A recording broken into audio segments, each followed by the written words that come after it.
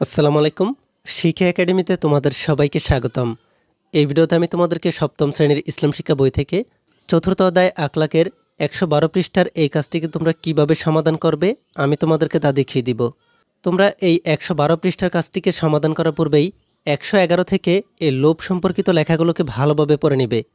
তোমরা এখানে দেখতে পাচ্ছ, তোমাদেরকে এখানে লোভ সম্পর্কিত এই লেখাগুলোতে বলা হচ্ছে মানুষের খারাপ অভ্যাসগুলোর মধ্যে লোভ অন্যতম।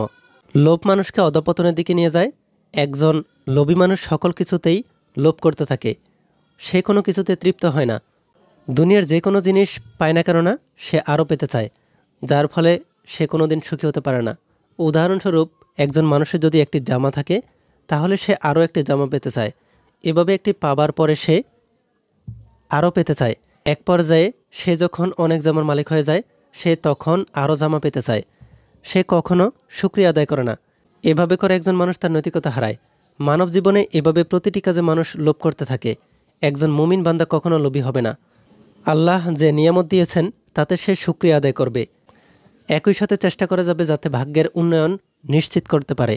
এর ফলে নিজের ভাগ্য উন্নয়ন হবে এবং আল্লাহর শুকরিয়া আদায়ের মাধ্যমে আল্লাহর সন্তুষ্টির অর্জন সম্ভব হবে। কেননা মানব জীবন সংক্ষিপ্ত। মানুষের সংক্ষিপ্ত জীবনে আল্লাহর সন্তুষ্টি অর্জন করতে পারলে ইহকাল ও পরকাল উভয় কল্যাণ নিশ্চিত হবে। লোভী ব্যক্তি নিজের অবস্থা নিয়ে সন্তুষ্ট থাকতে চায় না। তার কাছে যা আছে তাতে সে সুখী হয় না। সে অন্যায়ভাবে আরও পেতে চায়। অতিরিক্ত কিছু পাওয়ার আকাঙ্ক্ষায় অবৈধভাবে উপার্জনের দিকে হাত বাড়ায়। লোভ মানুষকে পাপের দিকে নিয়ে যায়, আর পাপ জাহান্নামের দিকে নিয়ে যায়। সম্পদ উচ্চবিলাসী জীবনযাপনের বিষয়ে মানুষকে সতর্ক করে আল কোরআনের নির্দেশনা এসেছে।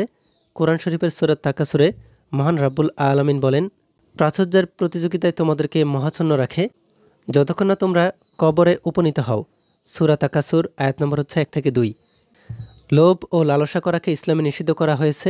রাসূলুল্লাহ সাল্লাল্লাহু আলাইহি সাল্লাম বলেছেন, তোমরা লোভ লালসা থেকে বেঁচে থাকো, কেননা এই জিনিসই তোমাদের পূর্ববর্তীদের ধ্বংস করেছে এবং পরস্পর রক্তপাত ঘটানোর ব্যাপারে উস্কে দিয়েছে। লোভ লালসার কারণেই তারা হারামকে হালাল সাব্যস্ত করেছে। সহিহ মুসলিম। এরপরে তোমাদেরকে এই কাজটি দেওয়া হয়েছে।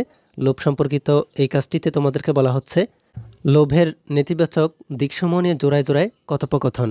তাহলে তোমাদেরকে এই কাজটিতে বলা হচ্ছে লোভের নেতিবাচক দিকসমূহ নিয়ে জোড়ায় জোড়ায় তোমাদের মধ্যে কথোপকথন করতে হবে। তোমরা কিভাবে এই কাজটি করতে পারো আমি তোমাদেরকে তো একটি নমুনা সমাধানের মাধ্যমে দেখিয়ে দিচ্ছি। তার আগে তোমরা যারা এখনও আমাদের চ্যানেলটিকে সাবস্ক্রাইব করনি তারা এখনই আমাদের চ্যানেলটিকে সাবস্ক্রাইব করে রাখো, আর যারা সাবস্ক্রাইব করেছো তাদেরকে অসংখ্য ধন্যবাদ। তোমরা এখানে দেখতে পাচ্ছ আমি এই কাজটির জন্য লোভের নেতিবাচক দিকসমূহ নিয়ে এখানে লিখে নিয়েছি। তোমরা আমার দেওয়া এই লেখাগুলোকে ভালোভাবে দেখে তোমাদের নিজেদের মতো করে তোমরা জোড়ায় জোড়ায় এই বিষয়গুলো নিয়ে কথোপকথন তৈরি করবে।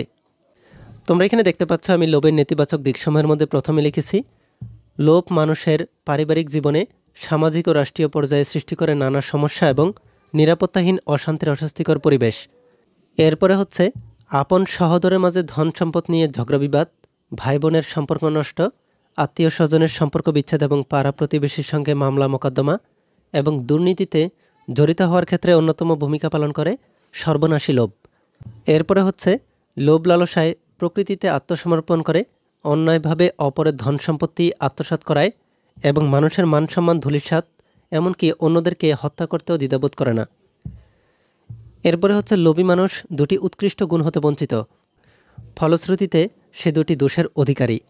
প্রথমটি হচ্ছে সে জীবনে পরিতৃপ্ত হওয়া থেকে বঞ্চিত, ফলে সে জীবন থেকে প্রশান্তিকে হাতছাড়া করেছে। এরপরে হচ্ছে লোভী যেহেতু সন্তুষ্টি হতে বঞ্চিত, ফলে সে অপরের বিশ্বাসকে খুইয়েছে। তাহলে তোমরা দেখতেই পাচ্ছ লোভের নেতিবাচক দিকসমূহ নিয়ে তোমরা কিভাবে কথোপকথন বা আলোচনা করতে পারো। এই ভিডিওতে এই পর্যন্তই। পরবর্তী ভিডিওতে আমি তোমাদেরকে এই অধ্যায়ের পরবর্তী কাজগুলোকে তোমরা কিভাবে সমাধান করবে আমি তোমাদেরকে তা দেখিয়ে দিব। এই ভিডিওটি তোমাদের কাছে ভালো লাগলে ভিডিওতে কমেন্ট করে জানিয়ে দাও, আর পরবর্তী সকল ভিডিওগুলো পাওয়ার জন্য আমাদের এই চ্যানেলটিকে এখনই সাবস্ক্রাইব করে রাখো।